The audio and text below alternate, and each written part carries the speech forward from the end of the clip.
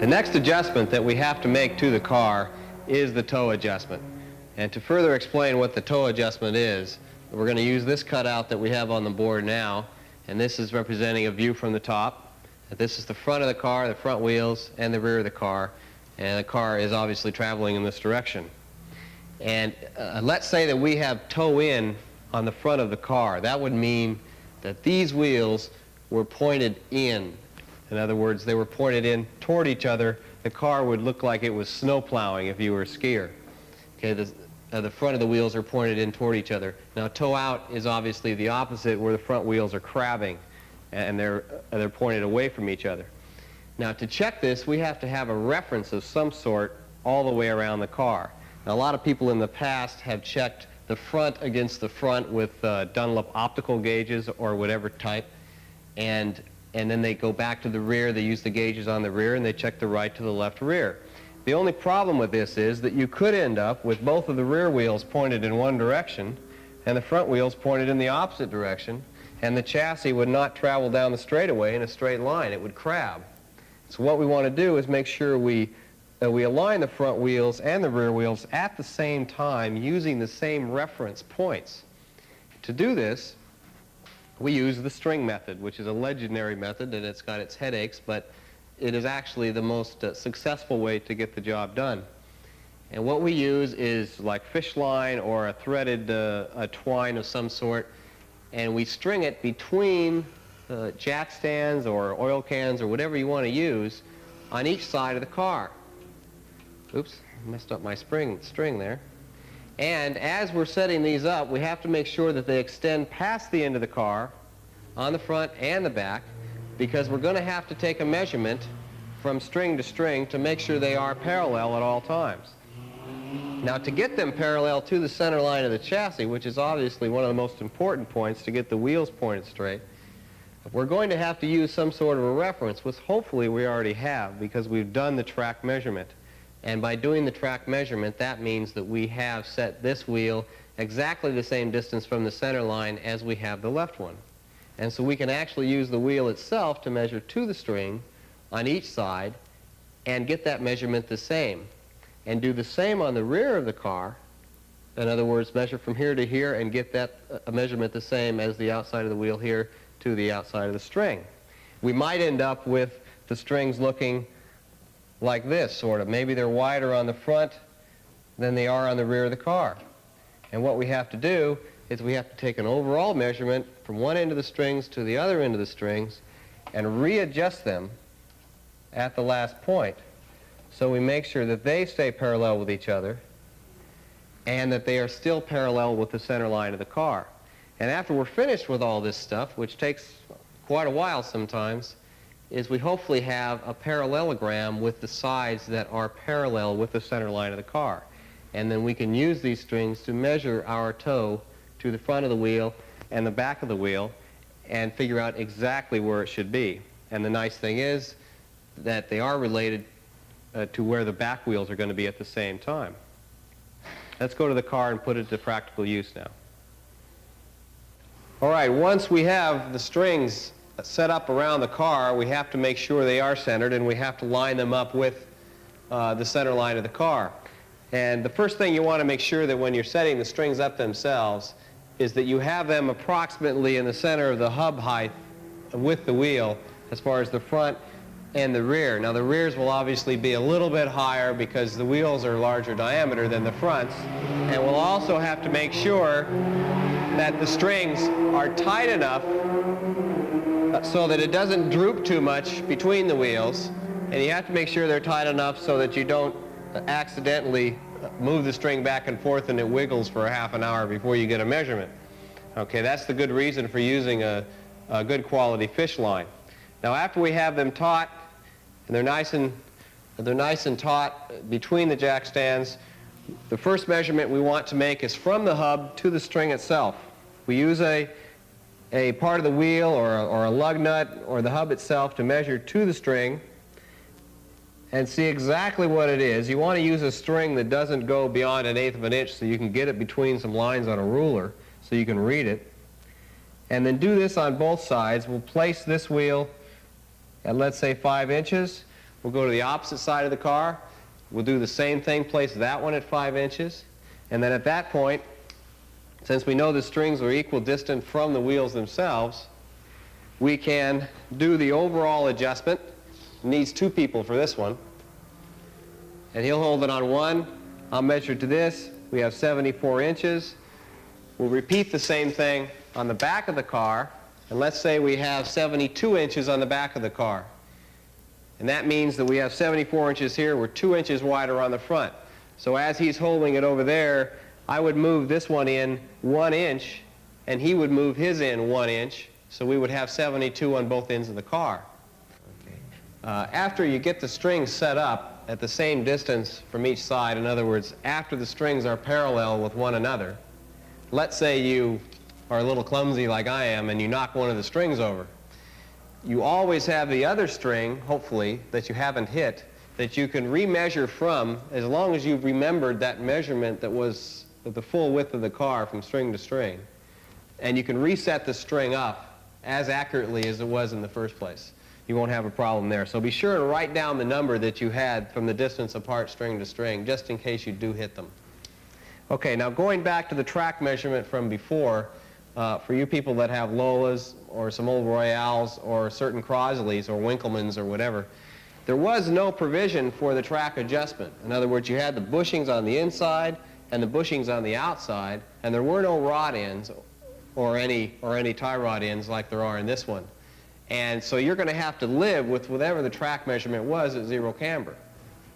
If that happens on your car, and let's say that this wheel is a 1/16 of an inch out further than the right one, then you're going to have to write that down, and as you're doing the hub measurement here, from the hub to set the string up in the first place, then you're going to have to subtract that number that you had to keep the strings parallel. Otherwise, you're going to have the strings cocked off to one side. Now we get down to the reasons for setting up the string in the first place, and that is the adjustment of the toe, or the checking of the toe. The first thing that we have to do on the front of the car to make sure we can check the toe is we have to lock the rack. And we do this by putting hose clamps around the rack itself and butting them up against the barrel after the rack has been centered. And we center it with a ruler from the end of the ball joint to the rack housing itself, and then tighten the hose clamp wherever the rack is centered. And then we come out to the wheel, and we use the ruler against the bead of the tire, and hopefully we have already checked this for straightness. We know where the flat spots are. And we measure from the back of the wheel to the string, pick our measurement. We go to the front of the wheel to the string and pick our measurement, and we subtract one from the other. If the measurement on the front of the wheel is larger than the one on the rear, then we obviously have toe in. The wheel is canted in. And if the measurement on the front is a little smaller than the one on the back, then we have toe out. And we have to compensate for this by changing the tie rod adjustment in here. Now we have to make sure that this is 0 in the first place, because the next thing that we have to check is our bump steer. Now the way we check the bump steer is a little more involved, and this is the reason for putting the car on the blocks in the first place. Is we first of all make sure the toe is 0 at ride height. In other words, that's when the block is on its side. We first of all take the block out from underneath the tire, lower the wheel down into what we call the droop position, and recheck the toe. Now hopefully it will be the same. We'll go to the blackboard and explain what goes on if it is not the same. Then we put the block on its side or add a block, one or the other, whichever is easier, and raise the wheel up into what we call the bump position. Then we recheck the toe once again, and we see if the toe is off as we raise it up. Now we might have an S curve in this, or we might have a C curve in it, which we'll show you on the blackboard, and we're going to have to make some adjustments on the car to make up for this, because we don't want any change in the toe as it goes up and down in its travel. To further explain bump steer and how to cure it and exactly what it is, we've made this visual aid once again, with this being the chassis and this being the block under the chassis, the front wheel, the block under the wheel, and this line represents a ride height relationship with the wheel, and this line represents zero toe. In other words, if this is straight up and down here, then we have zero toe all the way up through the travel.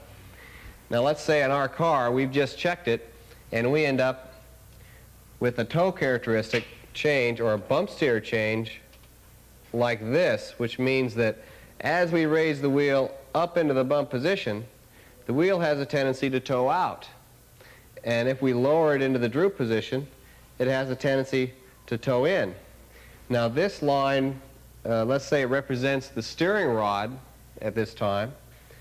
For some reason, this is being pushed out at bump and it's being pulled in at droop. So what we have to do is somehow pull this one back into zero and push this one back into zero. And the way we do that is by lowering the rack itself. That would have a tendency to straighten this line out. It's because it's going to have a tendency to pull this one in and to push this one out. And that would make it back to zero toe. But the only problem with this is, like on most older cars, Winkelmann's and Crosley's, is when you do lower the rack on this side, it has a tendency to do the opposite on the other side of the car. In other words, the rack will have a tendency to bind in its mounts, and you're going to be affecting the opposite side of the car. So what we do instead, most modern cars have a shim adjustment out on the upright. And instead of lowering the rack here, we do the opposite to cure this problem, and that is raising the tie rod at the wheel. And this is what we'll show you on the car in the next scene. To further our discussion from the blackboard about the bump steer characteristics of the car that we're working on right here, we had a bump steer a specification of it was towing out at bump and it was towing in the droop position. So we need to raise the tie rod end up at the upright.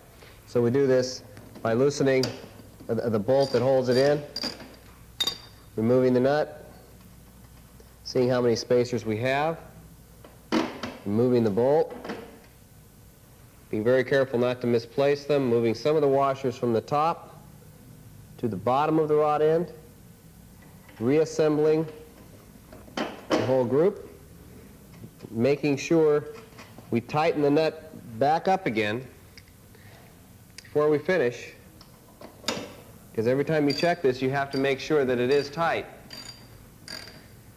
and then rechecking the bump steer once again.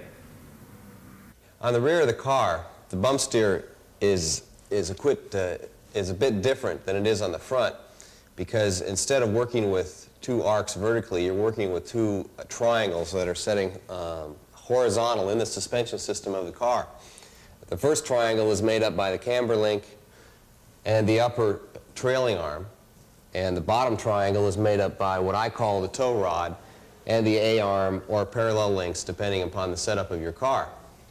Now, the first thing that we have to do before we can actually check the bump steer is we have to set the toe at zero. And you want to start that by using the major toe adjustment, which is on the back of the A-arm.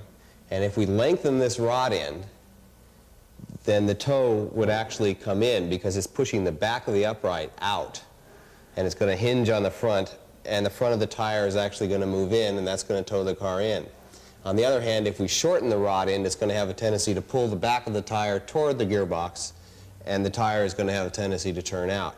You want to try to get it as close to zero as you can back here on the major adjustment. And then after you've got it within a 1/16 or an 1/8 of an inch or something, you can come down here and use the minor toe adjustment rod to get the toe at zero. And remember that you're always measuring every time after you adjust it and you retighten it up again with the ruler on the bead of the wheel. You always want to use the round end of the ruler to get a nice setting inside the bead of the wheel so you don't have any bad numbers coming up on the ruler, and make sure you have it as close to zero as you can get it. You should be able to get it just about exact. And then we go up to bump with the wheel. We lift the wheel up, turn the block on its side or add one or the other. Make sure the string is still. Then recheck the toe again. Now let's say that this wheel has just towed in quite a bit. So we have quite a bit of bump steer at bump itself. Now as we go down to droop, to check that position, we pull the block out, the wheel goes below ride height, we recheck it again, make sure the string's still, recheck it, and if it was towing in at bump, it should be towing out now, which it is. So we go back to ride height, and we have to make some sort of an adjustment to get rid of this problem.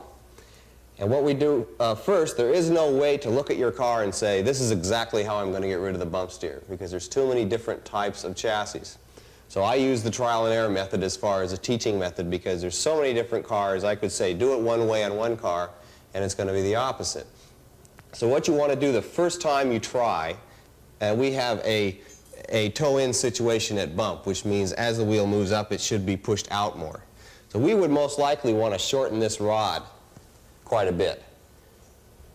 And when you do this, you don't want to do it just a half a turn and remeasure it, because a half a turn is not going to be measurable on the ruler. I usually go 2 or 3 turns, full turns on this rod, and then make sure the toe is still 0 at ride height. You have to check it once again. It's probably going to change just a little, and if the toe is off, you don't use this to adjust it, you use the toe rod. You always have to keep one from the other. We make sure it's 0, and if it's not, we 0 it out just a little here. Make sure the toe is 0, and then once again clear the shock, push the wheel up, go up into the bump position. Okay? Now we're going to check it again, make sure everything's still. We had a toe-in situation in the first place. We check it again. Now we have a very, very slight toe-out situation, which means we went in the right direction, but we went too far. So we go back down to ride height. We don't really need to check droop now, because we know what it's going to be. Just about every car will be constant. It will be towed in now, most likely. And we go back to this, the 2 rods, and we take the bump rod and we go back exactly halfway to where we started from. Okay, we went one direction 3 turns, it was too far, we go back 1.5 turns. We make sure the toe is 0 once again at ride height, which it still is, and we try this once again. We check the toe at bump, and now it seems to be 0. So it's 0 at ride height, and it's 0 at bump. Let's go down to droop and make sure it's okay all the way through the travel. We're down at droop now, and we seem to have 0 toe. And so that means that 1.5 of a turn on the top rod was all we needed to get the bump steer out of the rear of this car, this corner. Okay? And now after you do both corners of the car, both rear corners, you've already done the fronts, we already showed how to do that. The car has been bump steered, and now you have 0 toe all the way around the car. In other words, on every wheel is pointed exactly straight forward. So now we have to look at our spec sheet, and we have to figure out what the amount of toe is that we want to have in the car, and this is when we dial it in. And I wouldn't use this unless you're putting in a lot of toe. I would use the minor adjustment rod and put the ruler up on the wheel. Make sure it's still 0. It should be. We haven't touched anything. And shorten this rod until you have the exact amount of toe that you're asking for on the spec sheet. And then make sure you lock it down. You have to be very careful whenever you're adjusting all this stuff to make sure that you don't hit the strings. It's okay to just touch them, but you don't want to move the jack stands at all. And make sure that after you tighten these rods down that you have plenty of clearance as far as rod end play, because you don't want any of the rod ends to bind up on you. After you tighten it, you recheck the toe. And we have about a 1/16 of toe in on this wheel, which means if we did exactly the same on that wheel, we would have a total of 1/8 of an inch of toe in. And if that's what our specs call for, you want to put half on each wheel, so it adds up to the total amount. This is the time that we would recheck the camber, just to make sure that the camber is still at the setting we wanted. Obviously it will be 0 because that's what it was in the first place. On most Formula Fords, everybody runs 0 camber. Now if you want more or you want less, now is the time to put it in. The camber on the rear of the car is something that you can adjust on the racetrack in the pits without affecting any other adjustment. The only time you can adjust camber on the front of the car is in a car where the steering rod is parallel or on the same plane as the top A-arm. In other words, if you adjust the camber on the bottom A-arm, then it's not going to affect the steering adjustment or the bump steer. Back on the front of the car once again, we finished the bump steer and the toe on the 2 rear wheels. What we have to do is we have to set the toe on the front if we haven't already, and we do that by using the tie rod to adjust it. Usually if you have a ball joint on the end of the rack, like most Formula Fords do, then all you have to do is loosen one of the nuts, the jam nuts, and turn the rod. The rod will turn freely inside the ball joint on the rack, and then you can reset it, lock it down, and make sure that the toe is at the setting that you want. Okay? Which, like, is a 1/16th, is a half of the whole setting. You'd want a 1/16th on each wheel. All right, after you've done that and you have it locked down, you want to recheck the camber just to make sure that the camber is at the same setting that we had spec'd on our sheet. Make sure it's what you want. At that time, you're done with this wheel. The one thing that you want to make sure you do that has embarrassed many mechanics in the past is you want to remember to unlock the rack, because you got those hose clamps on the rack and that's keeping it from moving. You've got to remember to take those off, because if you don't, you won't be able to steer the car anywhere. It's happened to me, it's happened to all of us. So make sure you unlock the rack, put the boots back on, and at this point it's okay to remove the strings, which is a nice relieving thought to say, I'm done with the strings, I don't have to worry about hitting them anymore. You get them out of the way and remove the blocks that are under the tire just by spinning the tire, and the block will fall out. We can jack the car up, take it off the chassis blocks, remove the blocks or spacers or stands or whatever we have under the car, and it's time to reattach the shocks. Before you do this, though, there's one thing that you want to check for, is you want to make sure that the perches, the spring perches, are lubed enough and they aren't rusted up so they can turn freely. We want to make sure that they turn when you get out on the racetrack and you have to reset the ride height, especially if it's a new car or you have new springs on the car or a new setting. The springs are always going to settle a little bit. You want to make sure that you can turn this freely without taking the shocks off and having to put them in a vise. Okay, WD-40 works wonders for this.